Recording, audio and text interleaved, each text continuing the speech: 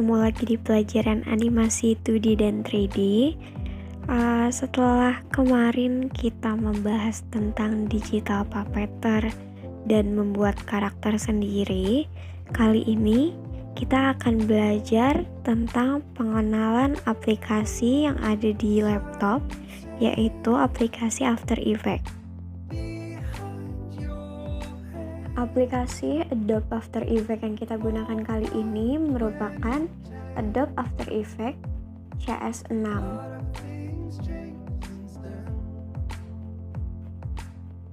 Setelah tampilan kayak gini akan muncul welcome page yang berisi recent project atau project-project sebelumnya.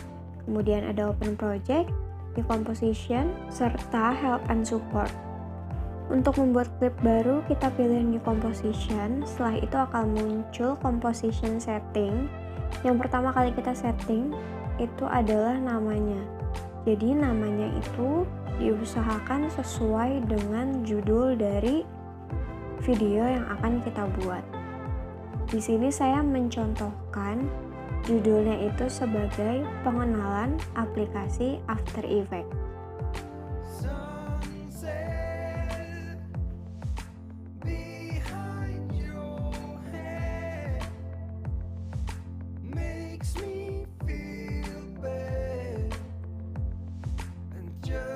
Selanjutnya, yang penting untuk diperhatikan di composition setting ada width and height, yang dimana biasanya rasio normal menggunakan 16:9. Tapi kalian juga bisa mengatur itu sesuai kebutuhan kalian. Selanjutnya ada frame rate, normalnya 30 fps. Dan setelah itu ada durasi. Durasi ini merupakan waktu yang akan muncul di dalam timeline. Jadi ketika kita membuat misalnya seperti yang di sini 1 menit, itu akan muncul di timeline dengan waktu 1 menit. Selanjutnya ada background color, ini bisa diganti. Kali ini kita akan mengganti menjadi warna hitam. Dan durasinya kita ganti menjadi 10 detik. Kita klik OK dan akan muncul work page. Kalian perlu memperhatikan dari workpage ini. Ada beberapa bagian. Yang pertama ada bagian preview atau program. Yang kedua ada bagian timeline. Di bagian kanan ada properties. Selanjutnya ada bagian composition. Di sini kalian bisa melihat layer-layer dari video-video yang kalian drag dari project file.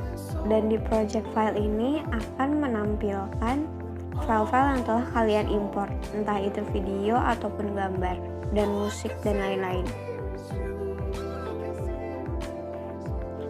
Setelah membahas workpage, kali ini kita akan membahas tools yang ada di dalam Adobe After Effects. Yang pertama ada selection tool. Sama seperti aplikasi software design yang lainnya, dia itu berguna untuk memilih dan bisa memperbesar atau memperkecil ukuran. Di sini kita akan ambil contoh, mengambil suatu gambar, dan kita akan mencoba menggunakan selection tool.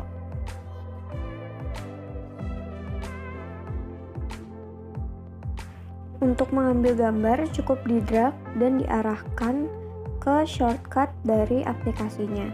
Kemudian akan muncul di bagian project. Setelah itu bisa di-drag ke bagian composition atau ke bagian preview. Maka akan muncul seperti ini. Terlihat gambarnya terlalu besar. Ukurannya itu merupakan ukuran yang ada garis putihnya. Sekarang kita akan kecilkan menggunakan selection tool. Dikecilkan hingga sesuai dengan layar rasio yang sudah kita buat.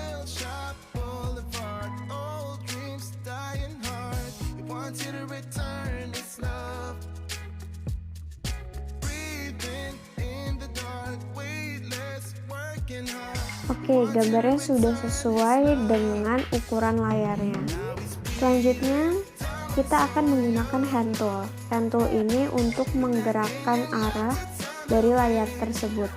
Jadi ketika kita sedang zoom in, kita bisa geser-geser untuk memastikan bahwa tidak ada layar yang masih berwarna hitam. Sebelahnya ada zoom tool, itu bisa digunakan untuk zoom in atau zoom out. Selanjutnya ada kamera.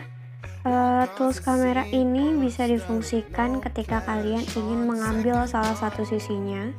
Kemudian ada shape tool. Shape-nya tidak hanya rectangle ya, tapi ada ellipse, ada polygon, ada star, dan ada rounded rectangle juga. Selanjutnya ada pen.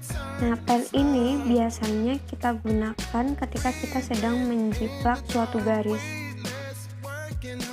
Jadi misalnya ketika kita membuat sebuah tulisan dan ingin dibuat efek handwriting, itu bisa menggunakan pen tool. Selanjutnya ada text tool. Sama seperti pada umumnya, text tool berguna untuk menambahkan teks. Kita tambahkan teks di sini dengan tulisan COVID-19. Untuk merubah jenis teks atau ukurannya ada di bagian properties. Selanjutnya yang paling penting ini adalah puppet pin yang akan kita gunakan pada materi digital puppeteer. Puppet pin ini berguna sebagai penggerak objek yang mau kita gerakkan. Oke, selanjutnya kita bahas ke bagian file. Nah, di sini filenya isinya sama software-software lainnya. Biasanya berguna untuk membuka project atau membuat komposisi baru, untuk mengimport sebuah video atau gambar, atau mengekspornya. Kemudian ada edit. Di bagian edit ini kita bisa split layer sesuai yang kita butuhkan. Selanjutnya ada composition. Nah, di bagian composition ini kita bisa men-setting composition awal. Seperti misalnya durasi. Durasi ini bisa kita ganti, kita rubah menjadi lebih cepat atau lebih lama. Selanjutnya ada effect. Nah, effect ini bisa kita gunakan ketika kita sudah memilih layer mana yang akan kita gunakan efek.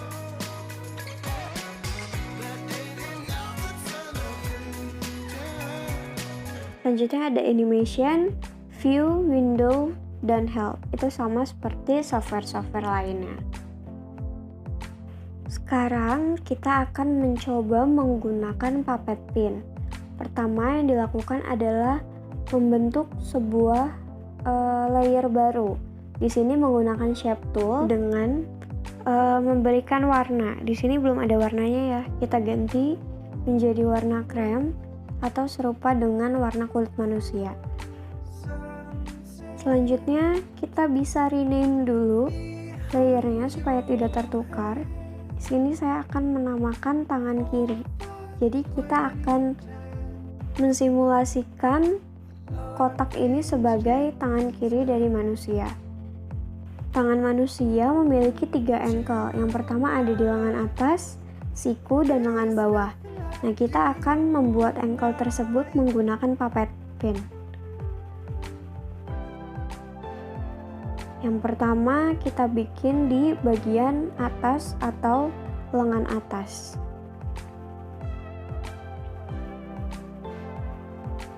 Selanjutnya kita bikin di bagian siku.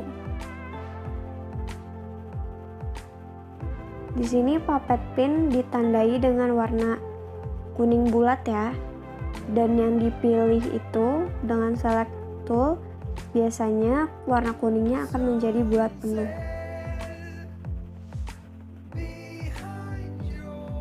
Dan kita coba gerakan di sini menggunakan lengan bawah. Tinggal digerakkan ke arah kanan dan kiri, maka dia akan bergerak sesuai dengan arahan dari select tool. Sekarang kita coba pergerakannya dengan dimasukkan ke dalam timeline. Sini kita bisa edit di bagian effect dan bagian default. Ada 3 puppet pin. Puppet pin 1 merupakan lengan atas, 2 siku, dan 3 lengan bawah. Sekarang kita coba gerakan bagian lengan bawah. Pada detik ke-0, kita akan membuat lengan bawah lurus sejajar dengan siku dan lengan atas. Kemudian kita pindahkan ke detik 3. kita pindahkan gerakannya. Gerakannya ini ditandai dengan garis berwarna biru. Dan dia akan bergerak seperti ini.